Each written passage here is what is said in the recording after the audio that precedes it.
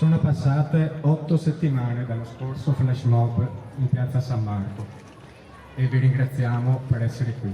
Nuovo flash mob in campo Santa Margherita a Venezia per Alberto Trentini, il cooperante 45enne veneziano del Lido, detenuto in carcere in Venezuela dal 15 novembre scorso, senza che la famiglia potesse mai sentirlo. Alla manifestazione anche la mamma Armanda e un messaggio di Don Luigi Ciotti letto dagli amici di Alberto. Alberto Trentini, questo nome dovrebbe essere sulla bocca di tutti, perché il primo diritto di ogni persona è quello di essere chiamata per nome, soprattutto quando subisce un'ingiustizia o vive una difficoltà. Al sit-in di domenica l'associazione Articolo 21 con il comitato Alberto Trentini Libero, tutti a chiedere l'immediata scarcerazione del 45enne.